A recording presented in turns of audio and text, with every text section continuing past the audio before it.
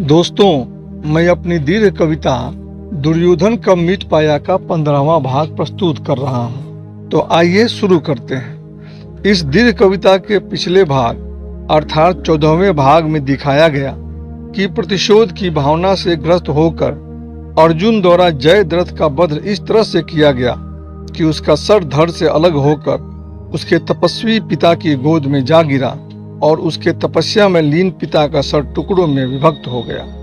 कविता के वर्तमान प्रकरण अर्थात 15वें भाग में देखिए, महाभारत युद्ध नियमानुसार अगर दो योद्धा आपस में लड़ रहे हों तो कोई तीसरा योद्धा हस्तक्षेप नहीं कर सकता था। जब अर्जुन के शिष्य सात्यकी और भूरिश्रवा के बीच युद्ध चल रहा था और युद्ध में भूरिश्रवा सात्यकी पर भारी पड़ रहा था, तब शिष्य सात्यकी की जान बचाने के लिए अर्जुन ने बिना कोई भी चेतावनी दिए अपने तीक्ष्ण बाणों से भूरिश्रवा के हाथ को काट डाला।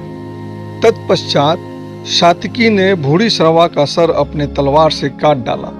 अगर शिष्य के मुंह में अर्जुन द्वारा युद्ध के नियमों का उल्लंघन करने को पांडव अनुचित नहीं मानते, तो धृतराष्ट्र द्वारा पुत्र मोह में किए गए कुकर्म अनुचित कैसे हो सकते थे। प्रस्तुत है दीर्घ कविता दुर्योधन कब मिट पाया का 15वां भाग। महायुद्ध होने से पहले कतिपय नियम बड़े बने थे। हरि भीष्म ने खींची रेखा, उसमें योद्धा युद्ध लड़े थे। एक योद्धा योद्धा से लड़ता हो, प्रतिपक्ष पे गर अड़ता हो, हस्तक्षेप वर्जित था बेशक, निज पक्ष का योद्धा मरता हो। पर स्वार्थ सिद्धि की बात चले तब स्वप्रज्ञा चित्त बाहिर था।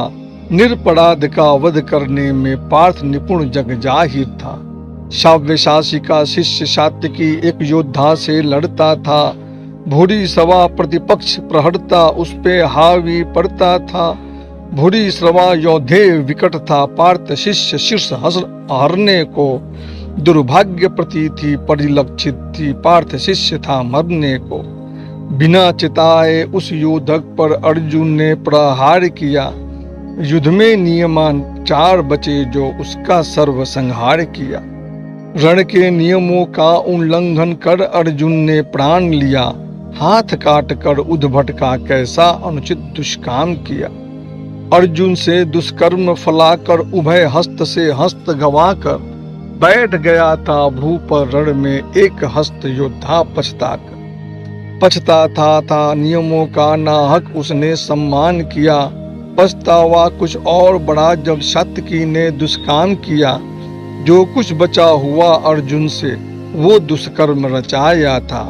शस्त्रहीन हस्तहीन योद्धा के सर तलवार चलाया था। कटाशीर सूर का भू पर विस्मय था वो पड़ा हुआ। ये कैसा दुष्कर्म फला था, धर्म पतित हो गड़ा हुआ। शिष्य मोह में गर अर्जुन का रचा कर्म न कलुषित था। पुत्र मोह में धृतराष्ट्र का अंधापन कब अनुचित था। पुत्र मोह में धृतराष्ट्र का अंधापन कब अनुचित था। कविता के अगले भाग अर्थात 16वें भाग में देखिए, अश्वत्थामा ने पांडव पक्ष के योद्धाओं की रक्षा कर रहे महादेव को कैसे प्रसन्न कर प्रतिपक्ष के बचे हुए सारे सैनिकों और योद्धाओं का विनाश कर दिया। तो दोस्तों, ये थी मेरी कविता दुर्योधन कब मिट पाया का 15वां भाग। और यदि आप लोगों को ये कविता पसंद आई हो तो इसको लाइक कीजिए और कमेंट बॉक्स में अपने विचारों और सुझावों से मुझे अवगत कराइए, ताकि इस कविता को मैं और बेहतर तरीके से प्रस्तुत कर सकूं। और आप लोगों ने इस कविता को सुना, इसके लिए मैं आप लोग का धन्यवाद देता हूं।